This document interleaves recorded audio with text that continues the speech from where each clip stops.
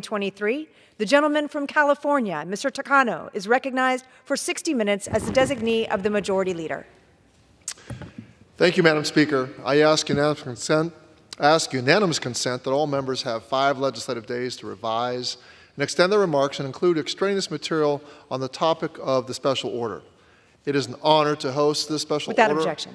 Go ahead. It is an honor to host this special order hour in collaboration with the Congressional Progressive Caucus and the Congressional Equality Caucus. As Congress's first out person of color, it is an honor to lead this time on the floor. And as we near the end of Pride Month, it is important to celebrate the LGBTQ+ community's contribution to our community and fight for equal rights and the work that still has to be done.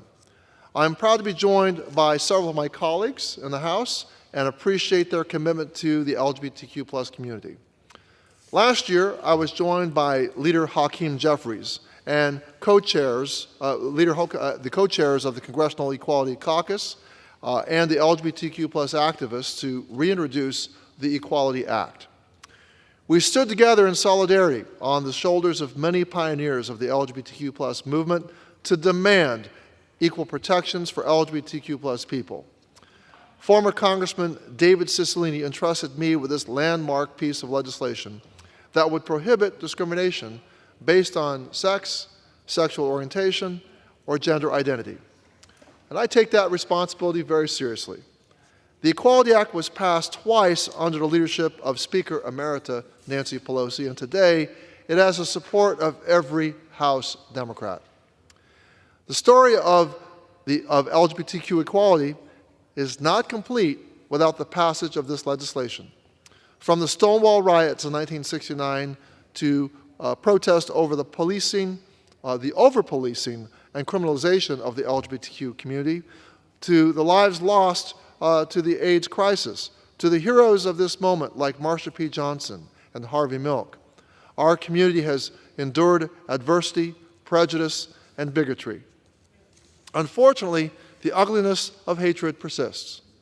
Discrimination against LGBTQ+ people is still active, and violence against more vulnerable members of our community is increasing. The Equality Act would send a message to all LGBTQ+ Americans that their government wants to ensure their dignified existence while honoring those who came before us. In a political moment where the LGBTQ+ community is used to stoke fear and distrust, the Equality Act stands as a way to unite us under the principles that this country was founded: liberty and justice for all. I'm proud to come to the floor during Pride Month to highlight this legislation and to send a message to not only LGBTQ+ people who are living as their authentic selves and who have enjoyed the celebrations and festivities that this month has to offer, but also to those who, for whatever reason, cannot live or love in the way that is true to themselves out of fear of retaliation. To those individuals, I want to say, you are not alone, that you have allies in places you may not expect.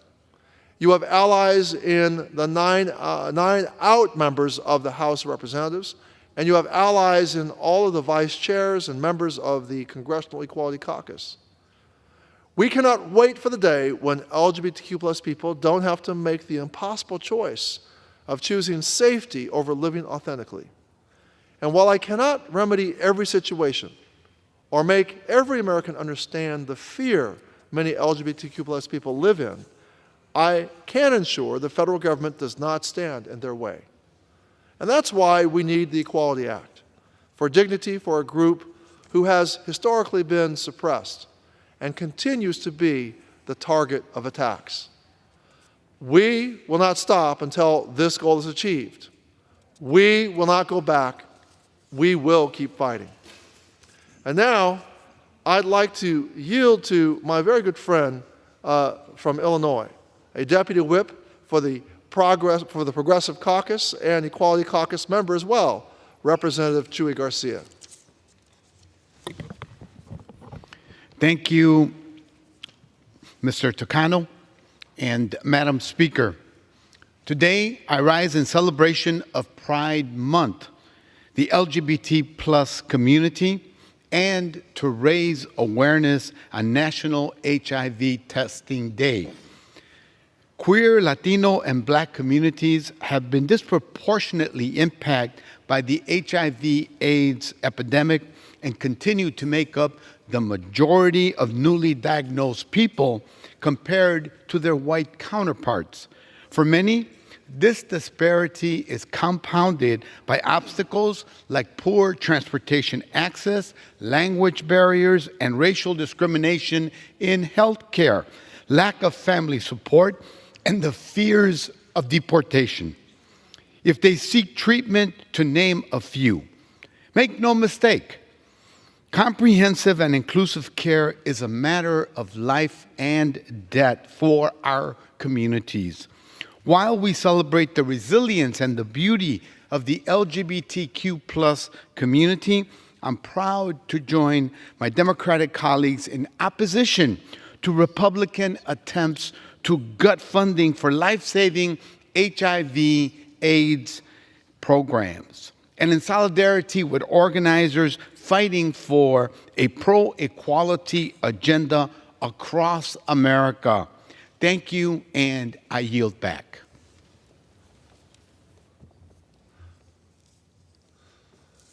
Reclaiming my time. At this time, Madam Speaker, I yield to my friend from Michigan, the Vice Chair for Member Services for the Progressive Caucus, and also Equality Caucus member, Representative Rashida Tlaib.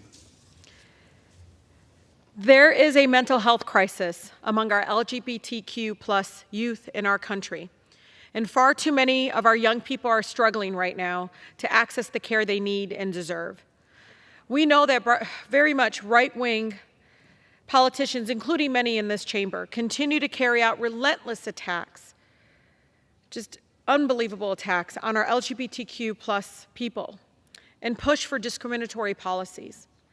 This constant fear-mongering, rejection, and discrimination have real human consequences. According to the Trevor Project, nearly half of our LGBTQ plus youth have seriously considered suicide in the past year alone. And at least one of them has attempted suicide every 45 seconds. This is heartbreaking reality that we are facing. So our words matter. The bills that we introduce matter. These young people, like all people, regardless of how they identify or who they love, deserve the opportunity to grow up and to live with human dignity and equal rights, free from discrimination. Our fight for LGBTQ plus rights is connected to our fight for human dignity for marginalized people everywhere. We must pass the Equality Act to protect LGBTQ plus people from discrimination at work, housing, public accommodations, and guarantee them equal protection under the law. And Madam Speaker, we must also pass legislation that increases access to mental health care, like the Pride in Mental Health Act that funds mental health resources, training for our caregivers, school bullying prevention, and more. To my residents in the 12th District Strong, your Congresswoman sees you, and I love you. And I will continue fighting for the collective liberation of all of our people. Thank you, and I yield. Thank you, Representative Tlaib.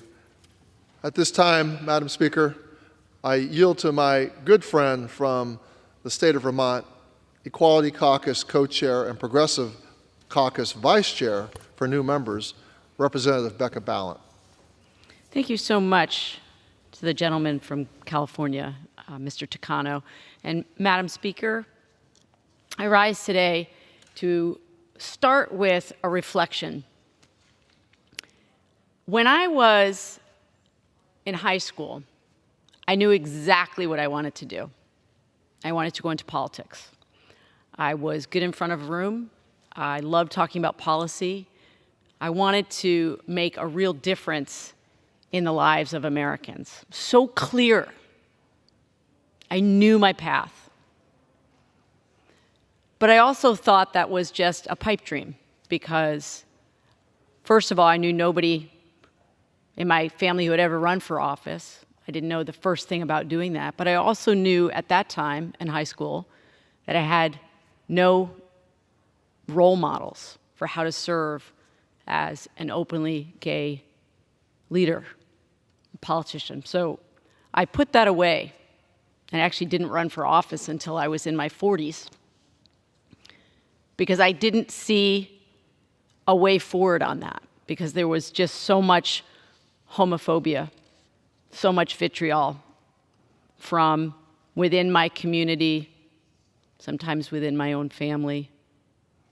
And so I just want to reflect on the fact it's incredible that I'm standing here today in this chamber, the House of Representatives, as the first woman ever to represent Vermont in Congress, as the first openly LGBTQ person to represent my state in Congress. I never imagined that I would be here. And I take it very seriously that I am a leader for all Vermonters, regardless of how they identify. Pride, which is what this month is about, Pride is about celebrating love. It's about celebrating families of all kinds, including my own. I have a wife and 2 teenagers. It's about celebrating the joy that comes from living your authentic self and making genuine connection with other people.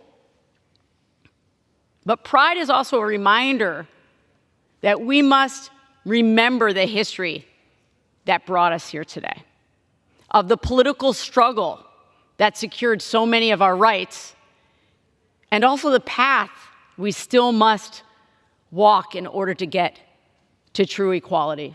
Earlier today, I spoke in the Oversight Committee, waved onto that committee to talk about some of the really horrible rhetoric that has become all too commonplace in our committees and on the floor of the House of Representatives. And I know, because I feel it too, I know so many of us are feeling quite down about the state of the world and discouraged about the battles that we have fought. And we thought we had that discrimination behind us. We thought the hateful and hurtful rhetoric was something in the past. And I get it. We as members of marginalized communities, we understand the despair. We understand why it's so exhausting to think about having to fight these battles over again.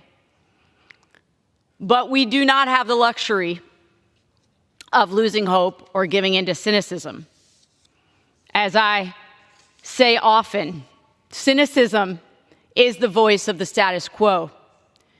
Cynicism tells you nothing can change, so therefore, why even try? I can tell you I've been shocked at the constant attacks on my community that I've experienced in the last year and a half in Congress, and the public debate and the passage of so many dangerous anti-transgender, anti-LGBTQ bills and amendments and riders. And there is this sense that somehow our words don't matter, that they don't have an impact. It's just an amendment. I literally had people say to me in the hallway, you know I don't really believe this stuff. You know I don't really hate gay people. That doesn't matter if what you do in the end is vote for those hateful amendments and riders and bills. Your actions matter. It's not enough to say to me privately, hey, I know you. I know you're a good person. You know I don't mean you. It doesn't matter. If what you do in the end is vote against my rights and my freedoms, and more than that, demonize me within my community, and as the representative from Michigan just said, contribute to the mental health crisis that so many youth in my community suffer from. We can't allow our elected officials and our leaders to continue to demonize and dehumanize other Americans who have the rights that all Americans have to live their lives free from discrimination, to go to work and not have to face discrimination at work, to serve on a jury, to be treated with dignity and respect. That is all we are asking. And we thought that the work was behind us because we are your friends and we are your neighbors and we are your family members. And we have already fought these battles. And the sky didn't fall when we passed civil unions in Vermont, and the sky didn't fall when we passed same-sex marriage. And the sky didn't fall when we passed anti-discrimination legislation. All the terrible things that were going to come to pass by treating people with dignity and respect and love and affording them the same freedoms as everyone else in this country. The sky did not fall. We are still here. We are still a strong democracy. The consistent stream of hate is a reminder that whenever you make progress, and my colleague here knows it so well, whenever you make progress, the backlash comes. And we are in the midst of a furious backlash. And we cannot allow the attacks to go unchallenged. We must go toe-to-toe in committee after committee, in debate after debate on the floor. We cannot normalize the dehumanizing rhetoric, the fear-mongering, the hatred. We must every day call attention to the fact that what is happening in the most powerful body in this country, what is happening is people are using their political platform to demonize and dehumanize and spread hatred and fear of other Americans who are worthy of dignity and respect and freedom. And I hear from so many young people, both in my state and here on the Hill, people who work in this building, people who come to advocate on behalf of organizations and policies they believe in. They say, thank you so much, Congresswoman, for being out about who you are and being open about your family, because it's still really hard to live a life full of joy and promise in many pockets of this country.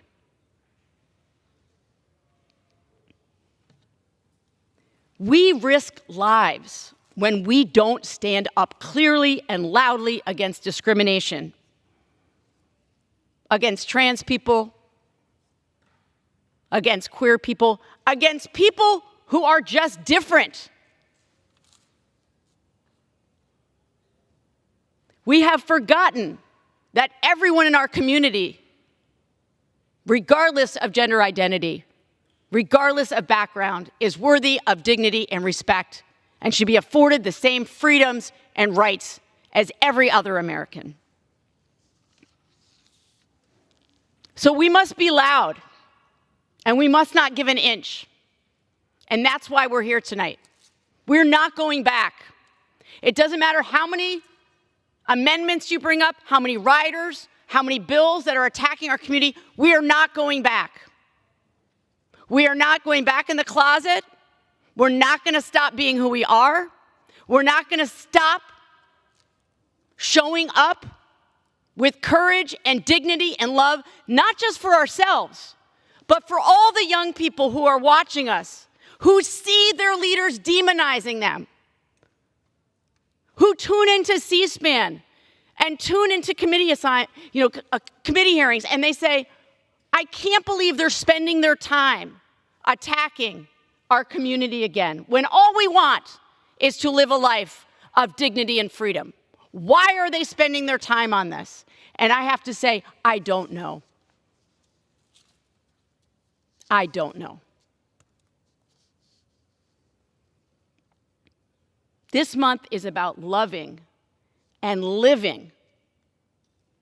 That's what this is. This is life affirming. Pride is about saying we are here, we are your friends, we're your neighbors, we're your family members, and we deserve dignity and respect. I want to remind my community out there You be you. Keep being you. Keep being yourself. When we reach our full potential as humans, it does make the world a better place. It makes our communities more rich. I tell you this because I know my 11-year-old self needed to hear that. I needed to hear that from the adults in my life and the leaders. My 11-year-old self was worried that just being me, just having would limit what I would be able to do in life, which is why I didn't run for office until my 40s. I knew at 17 I wanted to serve my community, but I felt limited because of the homophobia, because of the hatred. I worried that my family would not love me. I worried that I would never be accepted in school because those were the messages. I worried and feared that I would lose friends, and I did. So today, we have to remember where we've come from, and we cannot allow the rhetoric to continue in this body, because it isn't just about the bills that we pass or don't pass. It's about the messages that we are sending to people across this country. Are we a nation that believes that everyone is entitled to dignity and respect and humanity?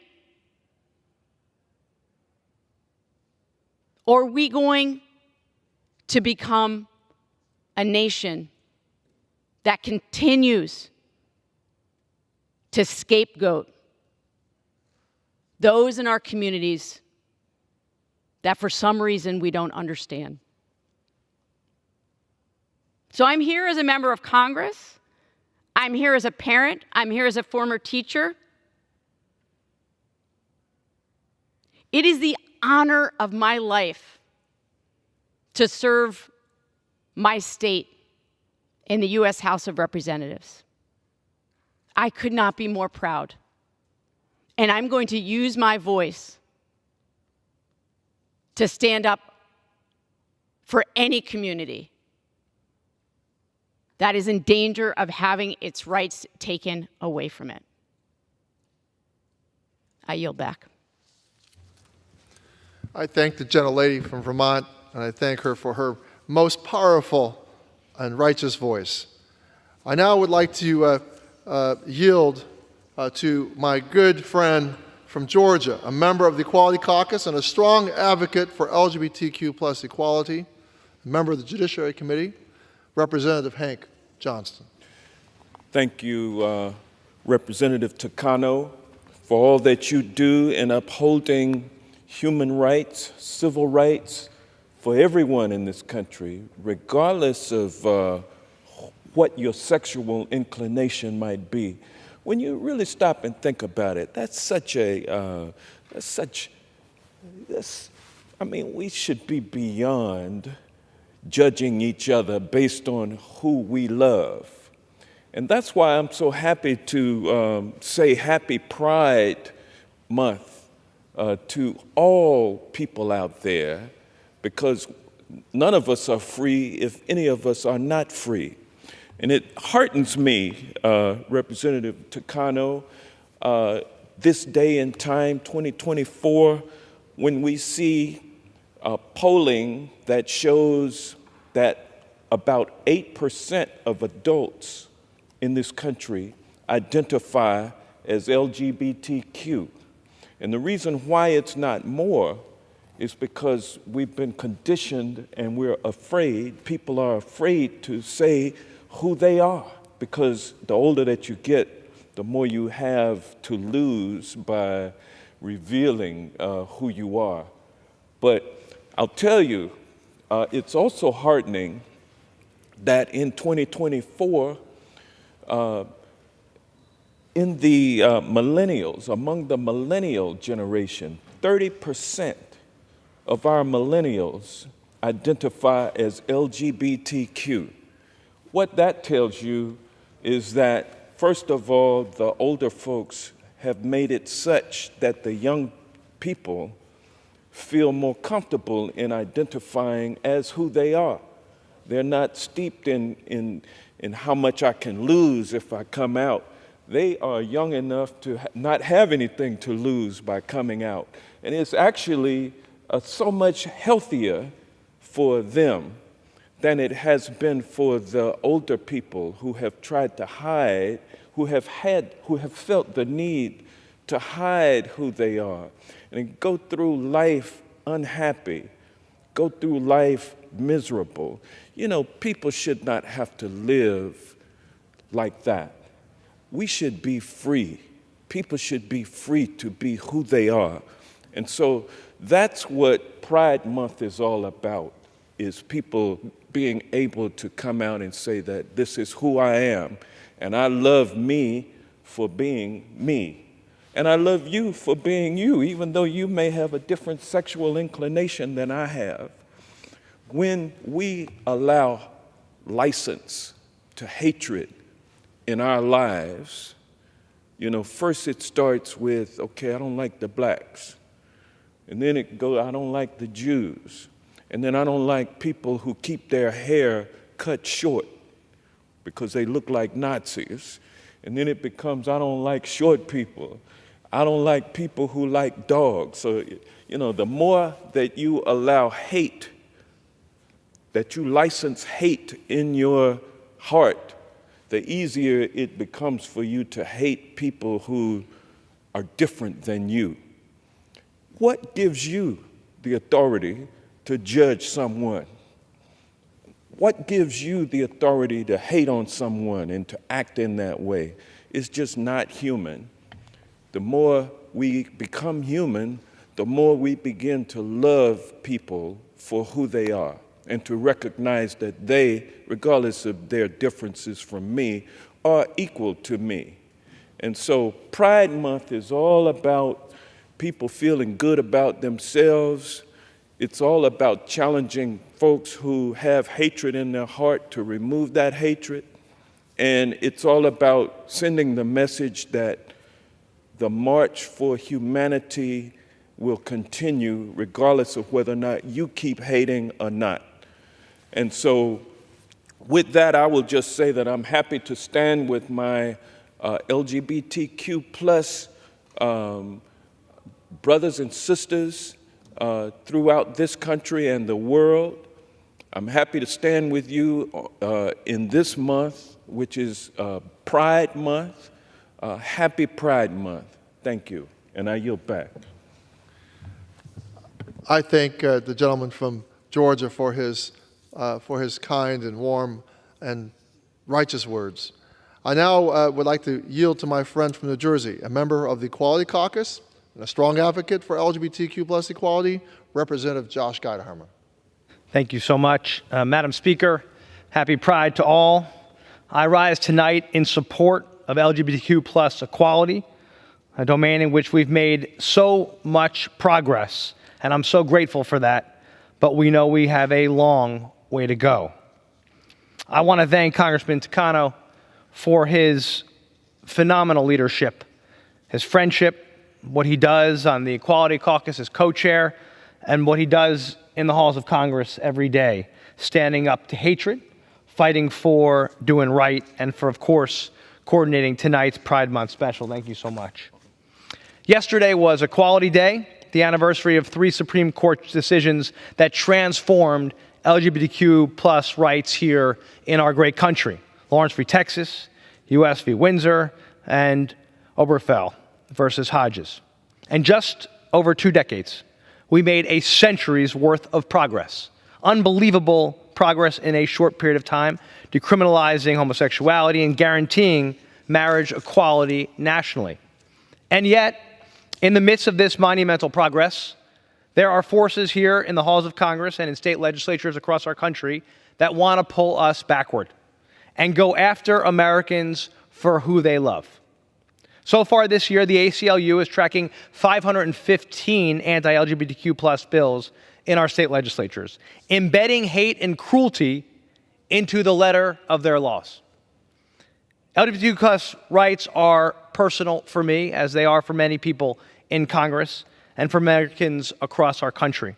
For the sake of our brothers, sisters, sons, daughters, and friends, we can't and we won't let extremists roll back the clock on the great progress we've made. The monumental progress I highlighted just a minute ago originated in the courts. But really, where it came from is the country, at home, in homes, in communities, and people realizing that it is the right thing to do to make sure people can love who they want and live their lives. I'm deeply grateful the courts made the decisions on marriage equality, but we can't rely on the whims of Supreme Court justices. We need to make these victories permanent through Congress. That's why in 2022, I helped pass the bipartisan, bicameral Respect for Marriage law, which enshrines marriage equality into federal law. We can and must do the same when it comes to discrimination on the basis of sexual orientation. I'm incredibly proud to be a member of the Equality Caucus and a co-sponsor of the Equality Act, which will ban this discrimination outright. We've now passed the Equality Act twice through the House. I urge House leadership to bring it up for a vote once again. Equal treatment isn't a partisan issue. We can send a message of acceptance to our country by sending this bill to the president's desk. This is a place where we can work together and come together. Finally, we must stop the mistreatment of our LGBTQ+ community. That's why I'm introducing the Elder Pride Protection Act with Congresswoman Angie Craig of Minnesota, an Equality Caucus co-chair, which will combat the runaway abuse facing LGBTQ+ seniors across our country. It is a real issue, and I urge my colleagues to join me in supporting this critical legislation. Let's never forget the words of the heart of our country, found in the Declaration of Independence. We hold these truths to be self-evident, that all men are created equal, that they are endowed by their Creator with certain unalienable rights, that among these are life, liberty, and the pursuit of happiness. The best way that we can move forward and go and live up to the founder's vision is by standing for LGBT+ equality and happiness. And equality, I mean for everybody here in the greatest country in the world. I know if we do that and stand together and work together, our best days will always be ahead of us. I yield back and want to again thank Mr. Takano. I thank the gentleman from New Jersey, Mr. Gottheimer, for his commitment and the spirit which he brings to fighting for justice for LGBTQ people. Happy Pride to the gentleman. Madam Speaker, I wish to turn my attention toward the world and the international stage. LGBTQ+ issues continue to be the topic of public debate globally. In every corner of the world, there has been movement, both good and bad. And we have seen the struggle in many nations in the fight for equality and dignity.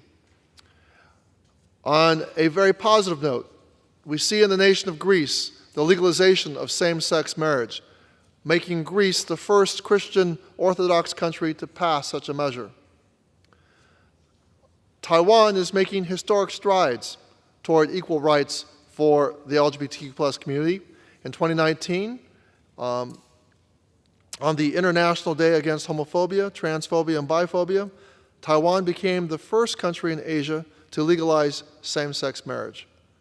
Then this past year, legislators in Taiwan extended the Same-Sex Marriage Act to grant adoption rights to LGBTQ+ couples. Now both individuals in a same-sex, who are part of a same-sex couple with children are able to be acknowledged as legal guardians and can experience the parental rights enjoyed by all other couples. And this past October, Taiwan celebrated Pride with over 175,000 onlookers from all over the world gathering in Taipei to join the march. This year's theme was Stand with Diversity, which sought to recognize the diversity of every person and respect different gender identities. And in January, Taiwan elected its first openly gay legislator. But the most promising sign of LGBTQ+ equality came earlier this month from Taiwan when legislators approved a marriage equality bill, a move that puts the country on a clear path to becoming the first Southeast Asia, the first nation in Southeast Asia to recognize same-sex couples. excuse me, Madam Speaker, I think I meant to say the nation of Thailand, right? It's they have Taiwan in my remarks, but it was Thailand. All of this is happening in the shadow of a more and more repressive People's Republic of China. The state authorities have continually targeted LGBTQ+ individuals and cracked down on pro-equality organizers. These groups lack legal support and are at the whims of an authoritarian regime that seeks to diminish and eliminate LGBTQ+ people. No person should live in fear because of their gender identity or who they love. And it's imperative that we protect the rights for LGBTQ+ people globally and hold governments with this anti-equality agenda. I want to commend Taiwan for their championing of equality for their LGBTQ+ citizens, and it sets an example for other countries in Asia and across the world that have yet to support freedom and equality for our community. And I might just take a note and make an aside here that while I share my Republican colleagues' concern about the authoritarianism of Xi Jinping and the CCP, I have yet to see my Republican colleagues rise in indignation about the way in which the regime of China treats its LGBTQ+ citizens. Recent events in Uganda have cast a harsh light on the global struggle for LGBTQ+ rights, and it's our moral duty to speak out against the draconian laws that criminalize same-sex relationships in that country.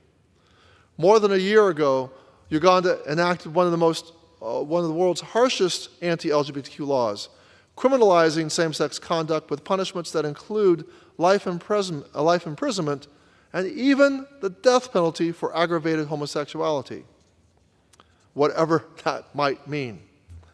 Sadly, the law was recently upheld by the nation's highest court. This law is not just a legal measure, it is an instrument of hate and repression, designed to persecute and dehumanize a segment of society simply for being who they are. As someone who has experienced both the triumphs and challenges of being openly gay in public life, I can tell you that laws like these do more than legislate against behavior. They legitimize prejudice, foster environments of fear, and justify violence. They rip apart families, drive people into hiding, and erode the fundamental principles of equality and human rights. We simply cannot and must not look away. Silence in the face of such opposition is complicity. We must use our voices, our platforms, and our influence to condemn these injustices and support those who are fighting for their right to love and live openly and freely in Uganda and around the world. That's why I introduced a resolution condemning this recent regression of LGBTQ+ rights in Uganda. I look forward to my colleagues' support in this measure and to send a message to the LGBTQ+ community in Uganda that they are seen, that they are heard, and that they are not alone. And Madam Speaker, I want to also extend my comments to praise the Biden administration, which has sent a clear message to LGBTQ+ Americans that they deserve to live safely and with dignity. Buried in the 2022 Dobbs decision that stripped women of their reproductive rights was an ominous and dangerous warning from the justices that marriage equality may be next. Congress and the President were quick to act to protect equality by passing and signing the Respect for Marriage Act. Just imagine if we had a commander-in-chief who did not prioritize this sacred right. We know that 169 of my House Republican colleagues voted against it, and their agenda has not changed. But thanks to President Biden, marriage for everyone is safe from an extremist conservative court that has repeatedly shown that decades of old precedents can be overturned with a stroke of a pen in pursuit of their ideological aims. House Democrats, progressives, and President Biden will always protect the right for anyone to marry who they love. The President has also leveraged executive agencies to ensure that LGBTQ plus people are safe and healthy. President Biden has directed the Department of Health and Human Services, the Department of Homeland Security, and the Department of Justice to ensure that communities have the tools to curb violence against LGBTQ plus people. The President's goal of ending gun violence is something that will help all Americans, including to ensure that the safety of LGBTQ plus people as they continue to be targeted based on who they love, what businesses they go to, or how they present. We all remember the tragedies and lives lost from bigotry and fueled by gun violence at Club Q in Colorado and Pulse nightclub in Orlando. Through Congress passing the Safer Communities Act and President Biden's establishment of the Office of Gun Violence Prevention, Democrats are ensuring that our community is safe to live our lives authentically and with dignity. A part of living a dignified life is one where you don't have to worry about a doctor turning you away based on your identity.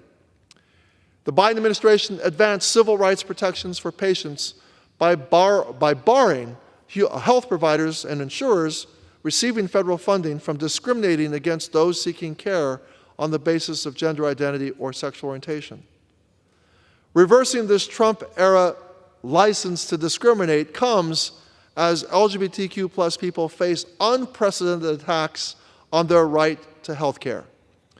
We have seen over 20 states across the country attempt to get in the middle of health care decisions concerning LGBTQ plus care, causing patients to move to states that do not have these hateful regulations or forego care altogether. The action from President Biden sends a clear message. No one should be denied care or coverage of care due to who they are or who they love. Even this week, the President continues to reconcile the harm caused to LGBTQ plus people in the military. He announced pardons for thousands of former service members convicted of a crime under military law based on their sexual orientation. The effects of these convictions have blocked those who served our country their benefits that they have rightfully earned. This is a meaningful step forward for us to coming to terms with the institutionalized discrimination, targeting, and repression of LGBTQ plus people in the uniformed services. This is a glimmer of hope in a political era when some of my Republican colleagues and many state governments across the country have put some of the most vulnerable among us in the LGBTQ plus community in their crosshairs. Attack on trans youth, particularly those who want to participate in sports, are the new bogeyman of the far right. No student, athlete, or young person should be the target of attacks from members of Congress because they are living as their authentic self. President Biden has responded to these attacks by strengthening Title IX protections. This update to Title IX stipulates protections from sex-based discrimination, which includes gender identity, for the very first time.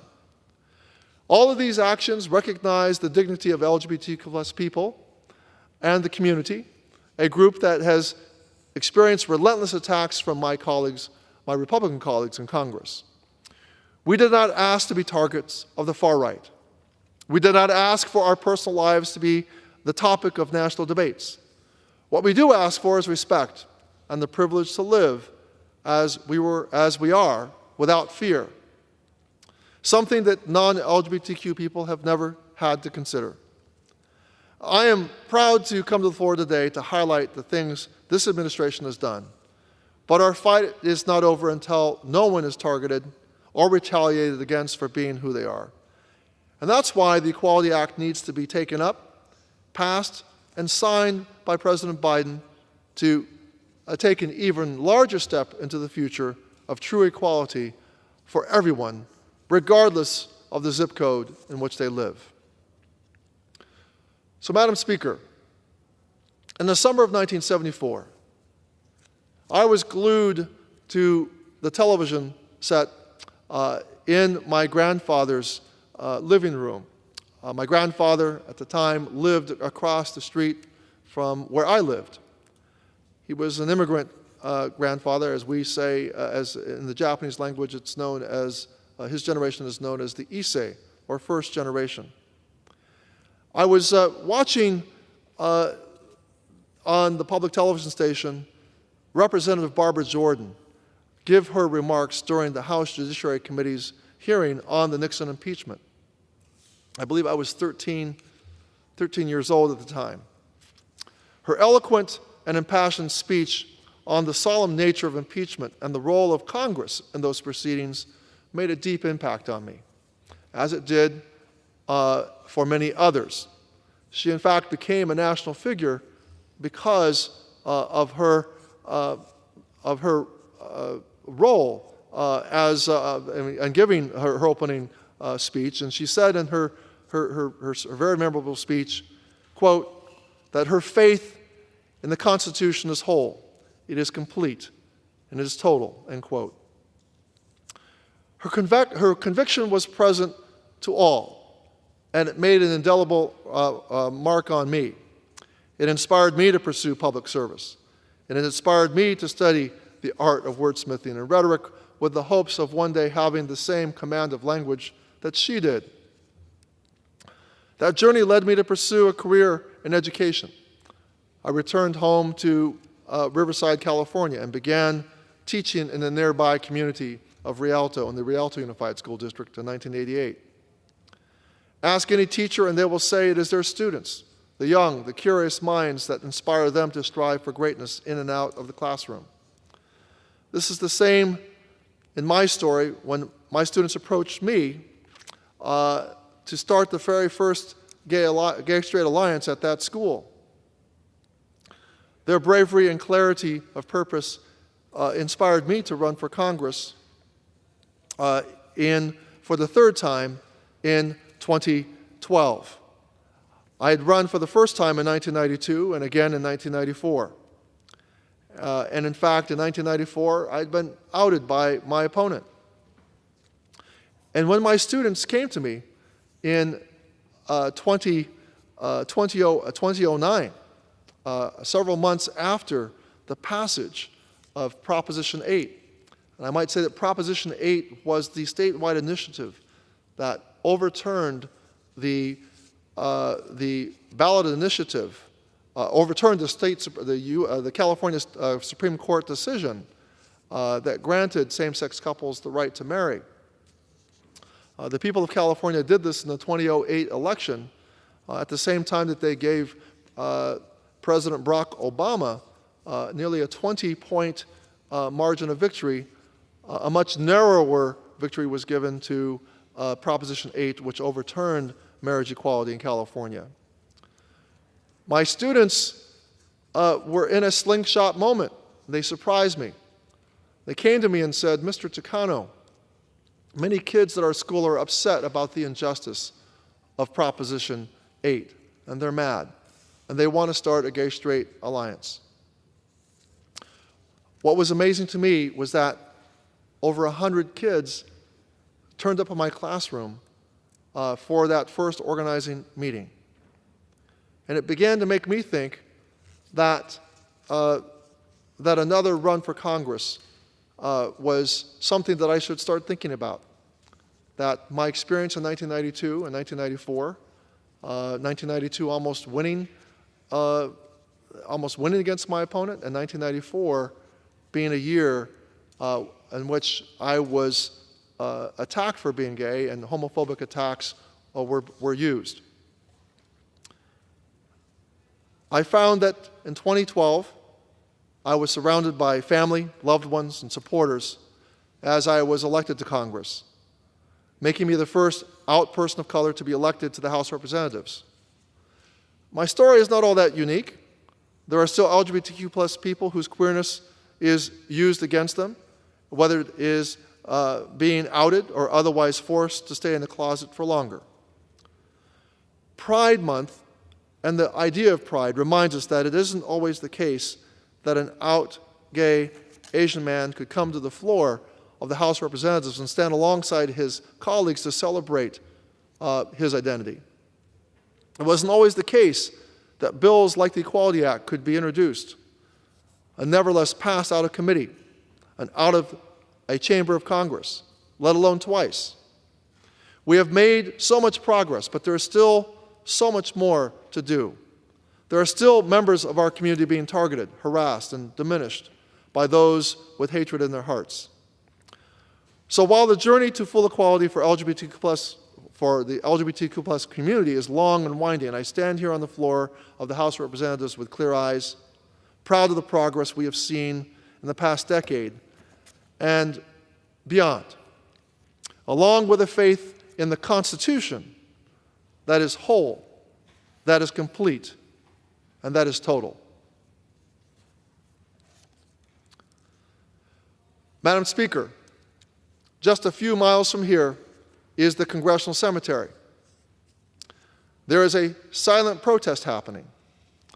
There amongst the tombstones of former representatives, senators, and former cabinet members is the tombstone without a name, and instead bears the message, quote, "When I was in the military, they gave me a medal for killing 2 men and discharge for loving 1, end quote.